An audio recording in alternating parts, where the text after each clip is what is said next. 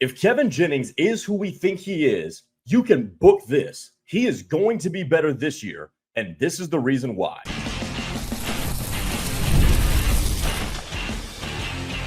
You are Locked On SMU, your daily podcast on the SMU Mustangs, part of the Locked On Podcast Network, your team every day.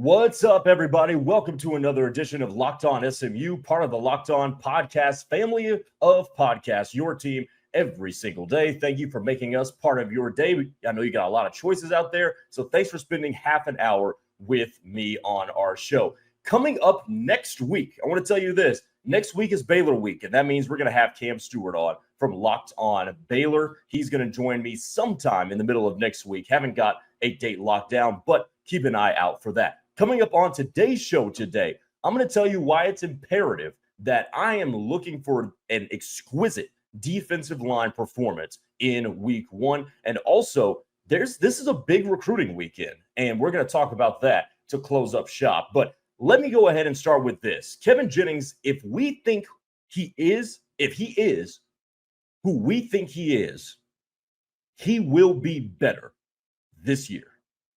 If Kevin Jennings really is who he's talked like he is going to be better this year. And that's why, or that's because he has already failed. Really interesting dynamic with Kevin Jennings, the story of him going into this year. Takes over for Preston Stone. That's a win. Leads the team to several road victories. Leads the team to the ACC championship game where they fall behind, spot Clemson about 17 points, come all the way back and are within feet of sending that game to the ACC championship game. They sneak into the playoffs, and then Kevin Jennings has the worst football game probably of his life. He's talked about this over the offseason, that I needed that bad performance. They looked helpless. They looked outclassed against Penn State. But failure might be the greatest teacher on planet Earth. And Kevin Jennings just seems like that sort of conceptual person, that guy who can process things like that and think through them and get better from it. He just seems like that kind of a person who can harness failure and it bring out an immense level of improvement. But there are times, all of you watching this, where you failed at something and then had to go back to the drawing board and figure out how you're going to be successful at that thing the next time. It's happened to me, probably happened to all of you. Failure is a hell of a teacher. And if KJ can take the minutia and the little details from the failure at Penn State, I think he's going to be much better. Well, what did he struggle with against Penn State? Number one, he did not make quick decisions. He just didn't. He did not make good, quick, decisive reads. He was indecisive with his play. He had happy feet, which was something that kind of plagued him all of last year. But there was just a lot of fundamental things that was wrong.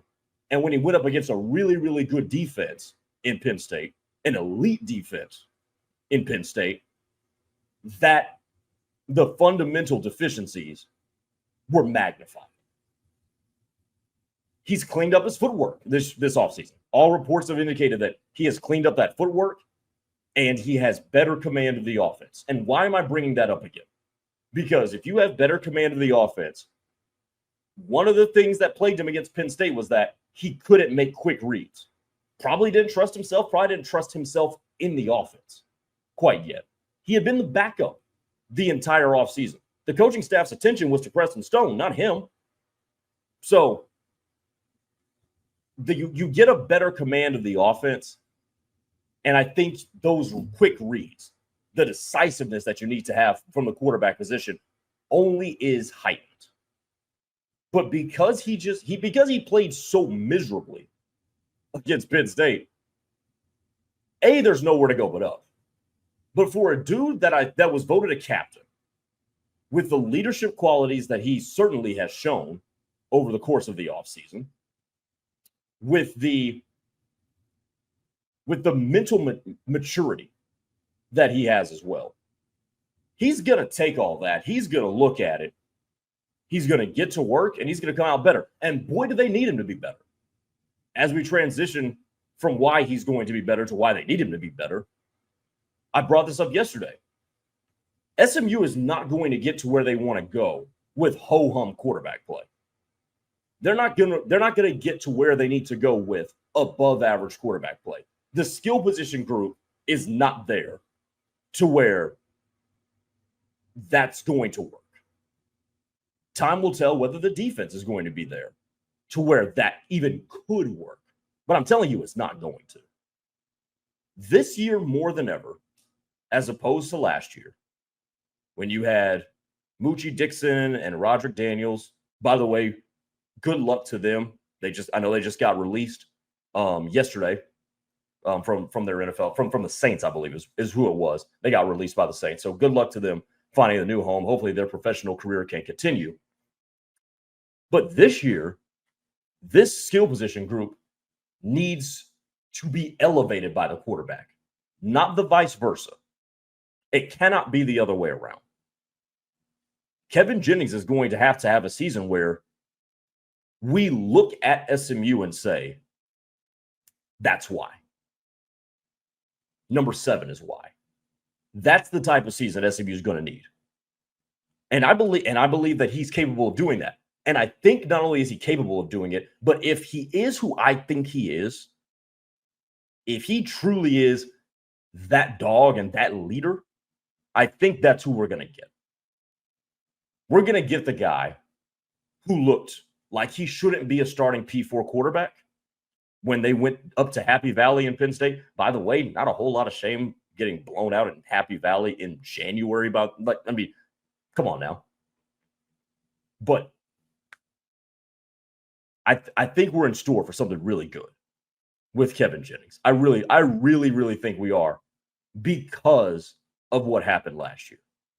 And then you combine it with the other things that you need to do to be a successful quarterback, and that is get more comfortable in the offense, get more comfortable as a leader, a vocal leader too, develop a better relationship, a better synergy with your offensive line. There were times that he and Brashard Smith weren't on the same page. All right, cool.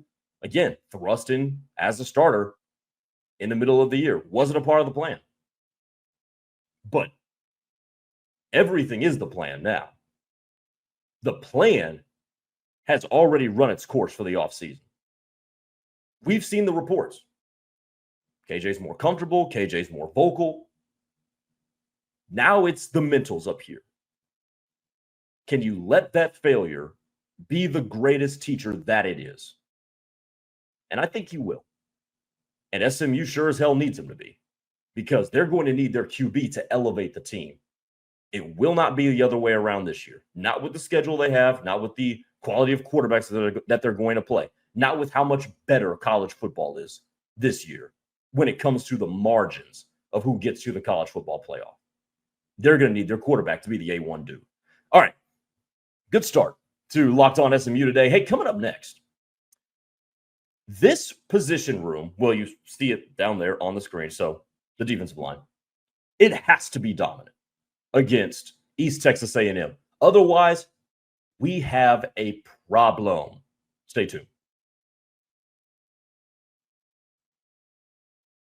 August 26th, that's today, is officially FanDuel Futures Day, a brand new holiday for football fans who live for bold predictions and preseason hunches. For just 24 hours, FanDuel is giving you deals on NFL season predictions. So whether you're calling your MVP, eyeing a long shot division winner, or are ready to crown your Super Bowl champ even before week 1 kicks off, this is your moment.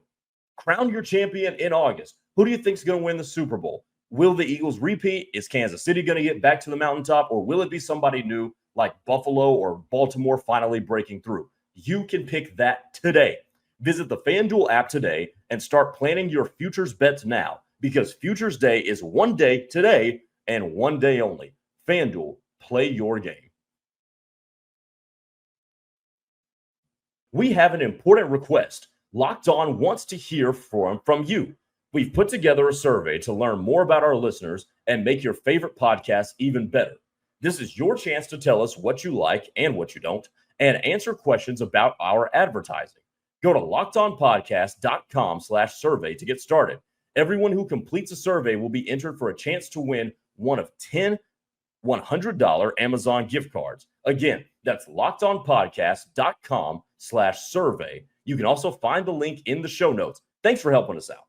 Back here on Locked On SMU, I'm Grayson Singleton. And by the way, go ahead and give me that follow at Gray_Singleton2 on Twitter. Also, we have launched the Locked On SMU Twitter page. So go ahead, go to Locked On SMU on Twitter or X. Give us a follow. That's where a lot of our show snippets, our trailers are going to be posted there, as well as some pretty interesting stuff, instant reactions, graphics, and whatnot during the season. That'll be over at Locked On SMU. But always give me a follow, Gray_Singleton2. I love to interact with all of you there as well here on a Tuesday. Okay, let's talk about this. Yesterday, I talked about how I am really interested to see what the running back rotation, with the running back flow, and ultimately the overall output of that backfield looks like at when SMU takes on East Texas A&M. I almost said at Texas A&M. That's not happening.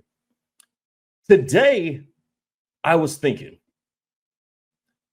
what separates the best in Division I, FBS talking here, from the bottom feeders of Division I, FBS?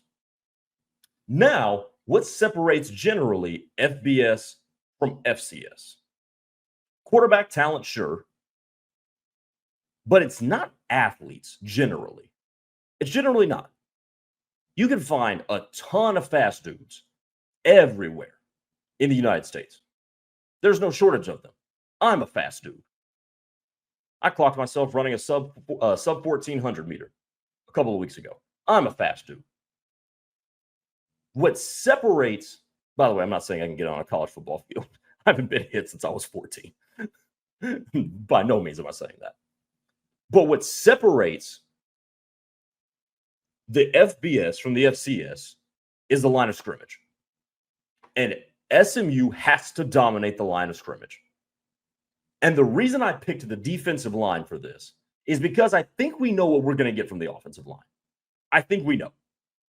We know that PJ and Savion Byrd are going to be excellent tackles. Joshua Bates is going to be a serviceable center at worst. And the two guards, anchored by Logan Parr, are well above serviceable. But the defensive line is the unit that underwent a ton of turnover. A ton. Elijah Roberts gone, just to name one of them. I mean, what did they lose? 17, 18 sacks amongst three players that they lost? They've had a lot of turnover. Cam Robertson's going to be elevated. Isaiah Smith is there.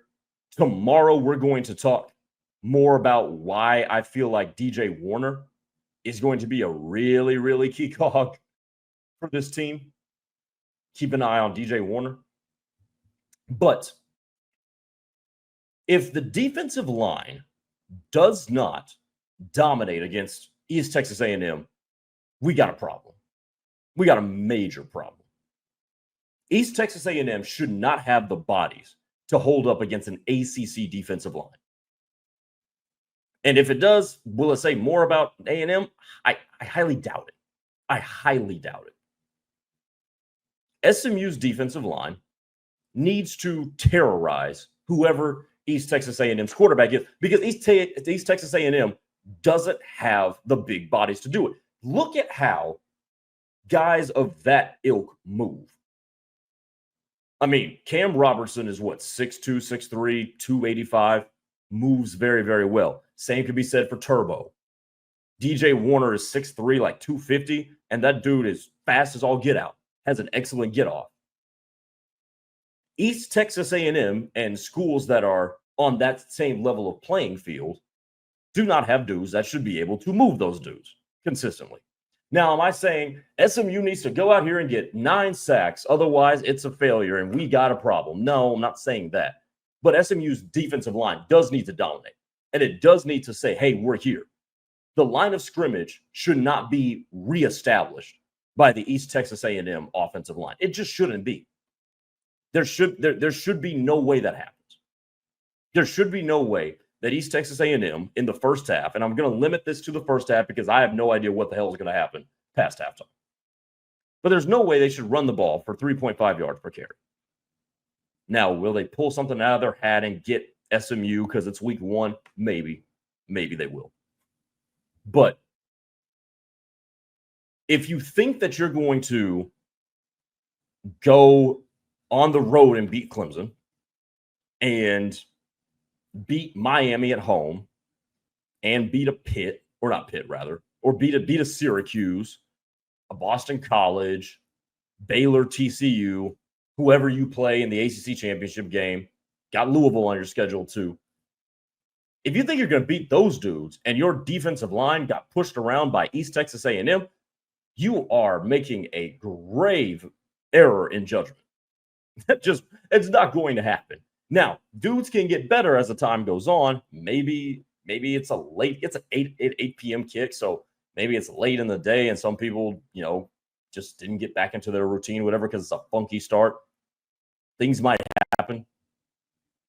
But if I am leading off, or my second segment in next Monday or Tuesday's show has something to do with the defensive line, it probably is not a good thing. So D-line, take care of your business. The D-line needs to take care of its business and hold up. Pressure the quarterback. Get him running around, throwing the ball away. Stop the run. Don't get moved. Don't let the line of scrimmage get reestablished. And take care of your business. And ultimately, isn't that what these games come down to? Is take care of your business. Right? Kill an ant with a sledgehammer. That's no disrespect to East Texas A&M. East Texas A&M probably has athletes on the perimeter. They probably have some decent corners and maybe a nice safety, a nice wide receiver or two, maybe a little shifty running back. That's cool. But there aren't dudes on the interior there's not enough of them that are walking around the face of the earth that leads me to believe that East Texas A&M should be able to hold up on the line of scrimmage against SMU. If we're talking about this subject as its own dedicated segment this time next week, we got an issue. We got a red flag. Coming up next, it says recruiting recap, and we are going to do a little bit of recruiting recapping, but there are some visitors on tap to be in Dallas for the season opener. We'll talk about who they are, how important they are, and why that matters on the other side. Stay tuned. Locked On SMU.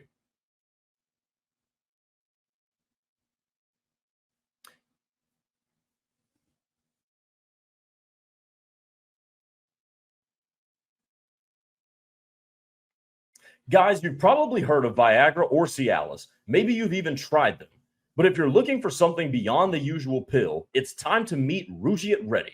Rugiet Ready is a next-generation prescription treatment designed to amplify arousal in the brain and boost blood flow. Unlike the usual pills that can take hours, Rugiet's 3-in-1 formula dissolves under your tongue and kicks in fast, on average in 15 minutes. Effects can last up to 36 hours, so you can stay confident and in control when the moment is right. If traditional options haven't worked, Rugiet might be the answer. Over 150,000 men have already made the switch. Head to Rugiet.com/LockedOnCollege and use code LockedOnCollege to get 15% off today. That's Rugiet, RUGIET.com/LockedOnCollege and use promo code LockedOnCollege for 15% off. Individual results may vary with prescription treatment. Compounded drugs are permitted to be prescribed under federal law, but not FDA approved, and do not undergo FDA safety, effectiveness, or manufacturing review. Please visit the Rugiet website for full safety information.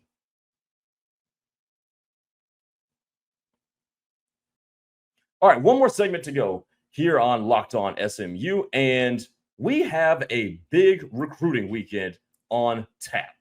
because, and I'm not going to lie to you, I was pretty surprised by this, given that it is, East Texas A&M. But we have some recruits on tap. So let's go ahead and go back through some names that we haven't necessarily mentioned over the course of the last month or so, because recruiting in the 2026 cycle has kind of started to wind down. Here are the commits that will be in town. 3-star Duncanville tight end Zach Turner. 3-star borderline 4-star Euless Trinity guard Papunga Katoa. 4-star wide receiver from Kaufman, Aldra Miles. 3-star Joachim wide receiver Xavier Bennett. 3-star North Forney defensive back Ryan Deuce Gilbert. 3-star DeSoto defensive back Markel Ford. 3-star Mesquite Petite defensive lineman Keith Doty. Also, in the 2027 class, offensive tackle Alexander Herrera from Crowley is going to be there.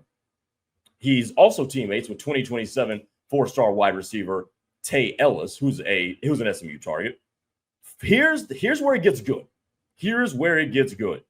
4-star Cedar Hill defensive lineman Jalen Brewster, who is the number 1 defensive lineman in the country in the 2027 class, is going to be in town. You have got to show up. If you're SMU, leave no doubts. You cannot screw around with East Texas A&M. Not with those dudes in the house. It cannot happen. Jalen Brewster is one of the most coveted players in all of college football in the 2027 class. He is going to be a class cornerstone for whoever gets him. Oregon is high on him. Texas is high on him. Oklahoma is high on him. And that's just to kick the list off. Everybody's high on Jalen Brewster. Jalen Brewster right now is a 6'3", 300-pound lineman. Rivals has him as a 5-star. I'm not sure in the article that I'm reading why they said 4-star. Well, 24/7 has him as a 4-star. The Rivals on 3 industry ranking has him as a 5. ESPN has him as a 5-star. The projection right now is that Oklahoma is leading for him. Texas is in second. Right now, SMU kind of third. Oregon and Ohio State are also in the mix. Got to put your best foot forward. Y'all have dated, right? I'm not on the market right now. I've got a girlfriend. But I will tell y'all this. You're going after the prettiest girl in the room. You can't make a fool of yourself. It's almost a way you got to leave no doubt. Now, I'm not advocating for being a tryhard. Don't do that. But you have to be yourself enough and be on top of your game enough to where you leave no doubt that you should be interested in us. That's what happens when you're going after the girl that you know everybody wants, right? Your looks got to be on point. The way you present yourself's got to be on point. The way you talk's got to be on point. You don't get out of character, because that's when we got problems. But all that other stuff, you got to be on point. You got to leave no doubt. And that's what SMU's got to do here. SMU, by the way, is going to have multiple opportunities to flatter recruits and to put a good showing in front of their targets. They've got a home game against Baylor. They've got a home game against Miami that, look, if both of those teams are unbeaten that week, I don't know what the whole slate of college football games looks like that week, but you could see College Game Day come to the Hilltop. Just saying. Just going to throw that out there. But you got to put on a good showing here. This is the one. Because it's forgivable if you lose a game 31-30 to Miami. It is. It's unforgivable and will make a lot of people snicker if you beat East Texas A&M 31-21. Nobody's going to feel good about that. I think I looked at the spread today. I think it's in the upper 30, like 38.5. Might even be higher than that. It might be in the 40s. I'd have to double check that again. got to take care of your business and put this team away. Got to take care of it. Kevin Jennings, you know what would make a great statement? If we don't see Kevin Jennings playing past halftime. Maybe he plays one series, but after that, if you don't see any more of Kevin Jennings after that, I think you've put on a good showing. And I will say this too. I am kind of surprised that these dudes are coming to this game. And I know you want to, when you're recruiting, make sure you're constantly in contact with your dudes, constantly in contact with the targets, especially if you can have a face-to-face with them. Obviously, that goes a long way, especially with some of the relationships that you've already built. But people are still calling on Aldra Miles. I don't know if Miami's thrown in the towel on Zach Turner. And what about a dude like a Drew Evers, 4-star interior offensive lineman, came down to SMU, Oklahoma, Ohio State, Penn State, Clemson was in the running. You don't think those schools are going to hit up Drew Evers if SMU embarrasses itself? Just saying. There's pressure on this game. There's pressure on every game, especially when you're in a league that is based on subjective rankings. There's pressure everywhere. But there's pressure here because you got to show out and show that this program is what its advertising was in its first year in the ACC. You gotta prove that there is still more to be gained, and this is the first step to it.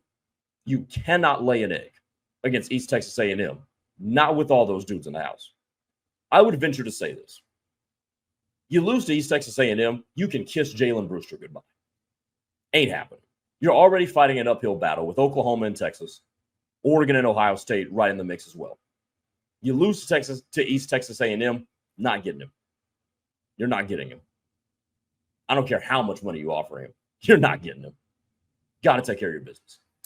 And we just took care of business on this show today. Good show today. Appreciate all of you guys for watching us. Thanks for making us your first listen of the day here on Locked On SMU. For your second listen of the day, go over to Brian Smith's The Portal. Locked On's The Portal will keep you updated on all the changing things happening in the world of college football, and you're going to be the most informed fan if you tune in. So go tap in with Brian Smith over there on Locked On's The Portal. We will talk to you tomorrow. Who am I highlighting tomorrow? He's a backup, but you're going to find out why I'm highlighting him when we get back on Wednesday. Take it easy, everybody. Have a good one.